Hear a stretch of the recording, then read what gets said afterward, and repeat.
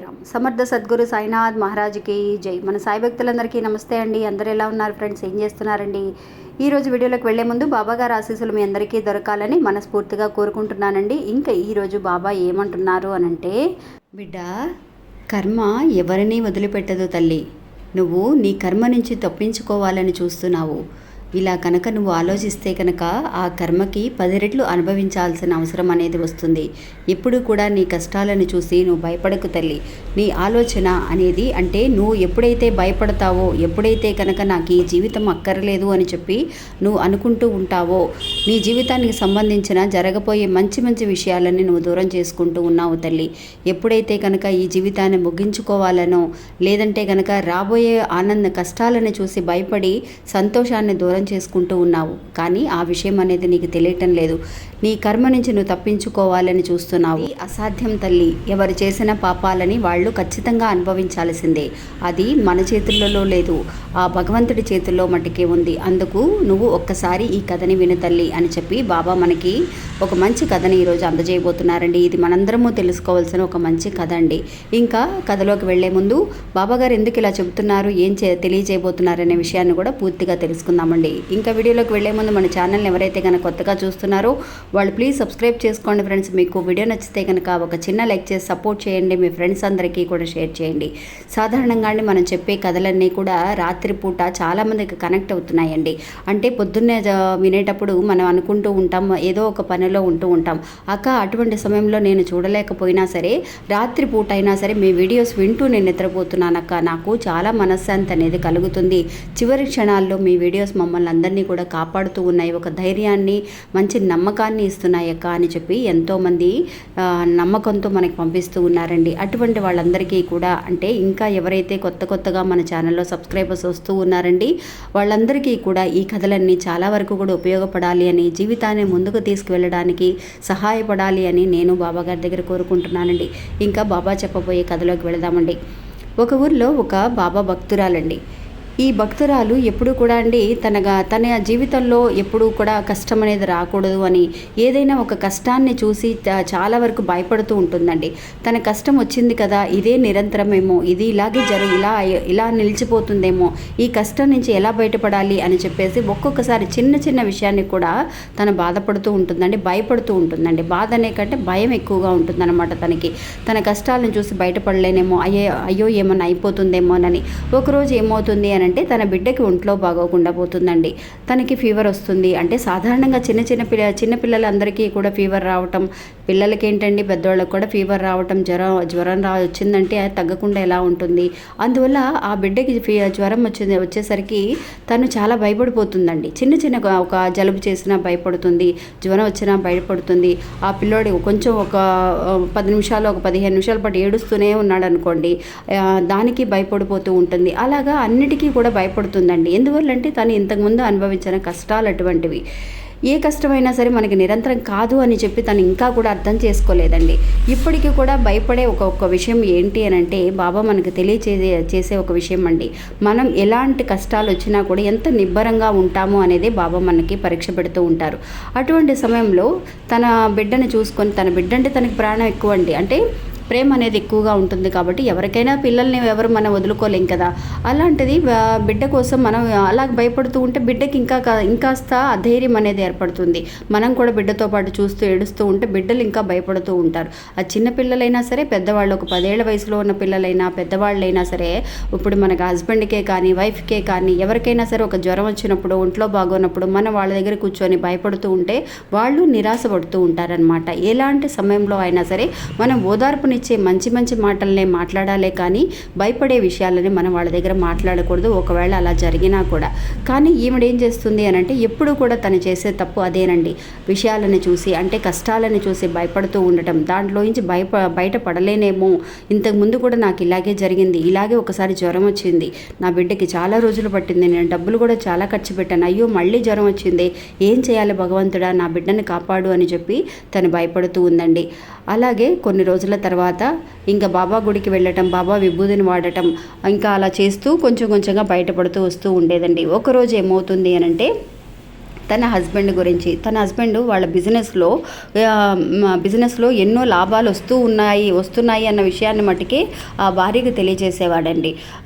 అందులో వచ్చే నష్టాల గురించి ఆ భర్త భార్యకి చెప్పలేదన్నమాట. ఎందువల్లంటే భార్య భయపడుతుందని, తెలిస్తే చాలా వరకు కూడా గాబరా పడుతుందని ఆ భర్త దాచిపెట్టాడండి ఆవిడ దగ్గర చెప్పడానికి. ఇది చాలా పెద్ద విషయం. చిన్న చిన్న విషయాలకే భయపడుతూ ఉన్న ఆ భార్య ఆ భర్తకి ఇంత పెద్ద నష్టం వస్తుంది అని అనుకున్నప్పుడు తను చాలా భయపడుతుంది అని చెప్పేసి ఆ భర్త దాస్తాడండి. ఎప్పుడు కూడా ఎలాంటి నష్టం వచ్చినా అతనికి చెప్పడు. తనకి చిన్న చిన్న విషయాలు కూడా చెప్పడం దాస్తూ ఉంటాడు అనమాట. ఎప్పుడు కూడా అండి మనం ఏదైతే ఒక విషయాన్ని భయపడుతూ ఇది చెయ్యొద్దు నువ్వు అని అంటే అదే చేస్తామండి. మనం ఇది చెయ్యి అని అంటే చేయకుండా ఉంటారు. అందువల్ల అలాంటి ఒక పరిస్థితి అనేది మనం ఎవరికి కల్పించకూడదండి. ఎవరి పనులు వాళ్ళు చేస్తూ ఉండాలి. ఎలాంటి విషయాలైనా మనం స్వీకరించగలగాలి. మన సంతోషాన్ని మట్టుకే స్వీకరిస్తూ ఉండాలి. ఒక గుడ్ న్యూస్ని, ఒక శుభవార్తను మట్టుకే వింటూ ఉండాలి ఎల్లప్పుడూ అనేది మనకి అలా జరగాలి అని అనుకుంటే అది అసాధ్యం అండి. జీవితంలో ఎప్పుడూ కూడా ఆటుపోటులు వస్తూ ఉంటాయి. పొద్దున్నే తెల్లవారంగానే ఎలా అయితే చీకటి పడుతుందో ఖచ్చితంగా ఒక కష్టం అనేది వచ్చింది అని అంటే దానికి కూడా ఒక సొల్యూషన్ అనేది ఉంటుంది. పొద్దునంతా కూడా ఇప్పుడు ఈ ఎండాకాలం ఎండలు మండిపోతున్నాయండి. సాయంత్రం అవ్వగానే చల్లపడటం లేదా మనకి, అలాగే మన జీవితంలో కూడా అలాంటి ఒక చిన్న చిన్న విషయాల్ని కనుక మనం అర్థం చేసుకుంటే మన జీవితాల్లో ముందుకు వెళ్ళొచ్చు. కానీ ఆ చివరికి ఏమవుతుంది అని అంటే ఆ భార్య తన భర్తకి ఇంత లాస్ వచ్చిందనే ఒక విషయాన్ని వేరే వాళ్ళ మూలంగా తెలుసుకుంటుందండి. అలాగా ఒక ఫ్రెండ్ తనతో కలిసి మాట్లాడినప్పుడు, ఏమండి ఇలాగా మీ హస్బెండ్కి ఇలా బిజినెస్లో లాస్ వచ్చిందంట కదా, మా ఆయన దగ్గరికి వచ్చి ఫినాన్షియల్గా అతను సహాయం చేయగలరా అని చెప్పి అడిగారు. అది మా ఆయన ఆ టైంలో సహాయం చేయలేకపోయారండి, మీరేమీ అనుకోకండి, బాధపడకండి అని చెప్పి తనకి చెప్తుందనమాట.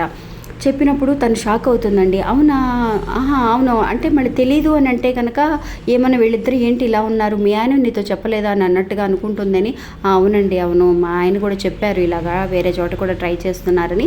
తను వాళ్ళ హస్బెండ్ గురించి బయటకు మాట్లాడకూడదని మేనేజ్ చేస్తుందనమాట.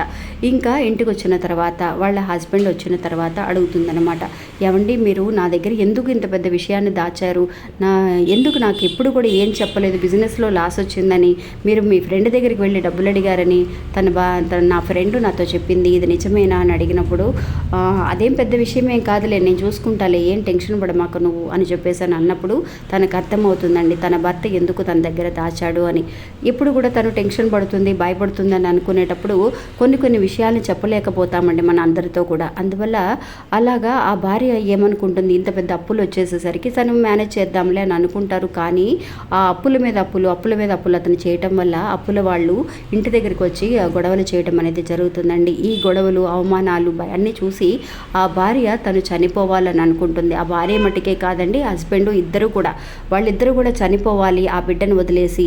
అంటే ఎప్పుడైతే తన బిడ్డని ప్రాణానికి ప్రాణంగా చూసుకుంటూ ఉందో అటువంటి బిడ్డని వాళ్ళకు ఒక కష్టం అని వచ్చినప్పుడు ఆ అప్పుల బాధల నుంచి తప్పించుకోవాలి అని చెప్పి ఇద్దరూ కూడా చనిపోదామనే ఒక నిర్ణయానికి వస్తారండి. ఆ రోజు రాత్రికి రాత్రే ఇలాగా ఒక 12 గంటల తర్వాత నిద్ర పట్టదండి వాళ్ళకి, లేసి కూర్చుంటారు. ఇలాగ లేసి మనం ఎలాగైనా సరే చనిపోవాలి ఈరోజు, ఇద్దరు కూడా ఒకేసారి మందు తాగేసి చనిపోదామని మాట్లాడుకుంటూ ఉంటారండి.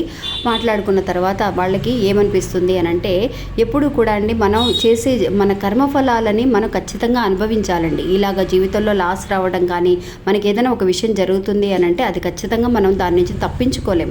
అలా అనుకుంటారు కానీ వాళ్ళు చనిపోవడానికి ఎవరి వల్ల అసాధ్యం అండి. అది మనం అనుకోగానే ఈ బాధల నుంచి తప్పించుకోవడానికి అందరికీ చనిపోవడమే ఒకటే మార్గం అయితే కనుక అసలు భూమి మీద ఇంతమంది మనుషులు ఉండేవాళ్లే కాదు.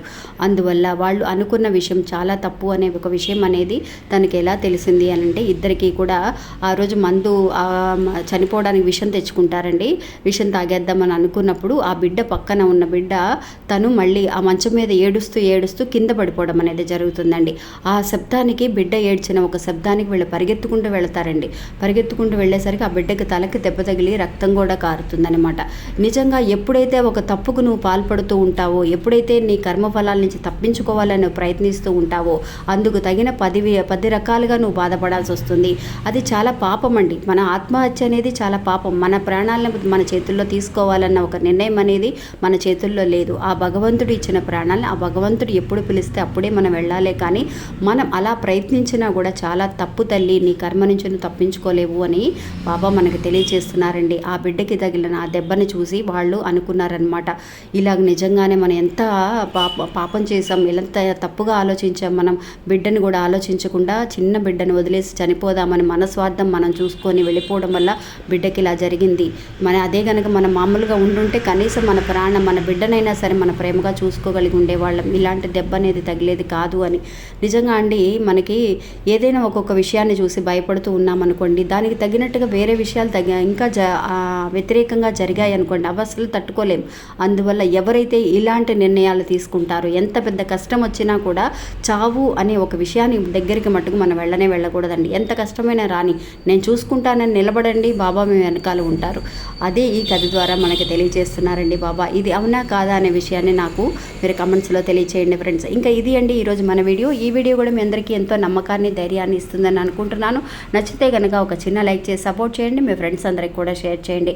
మళ్ళీ ఇంకొక వీడియోలో మళ్ళీ కలుస్తాను. అంతవరకు సెలవు. నమస్తే. ఓం సాయిరామ్.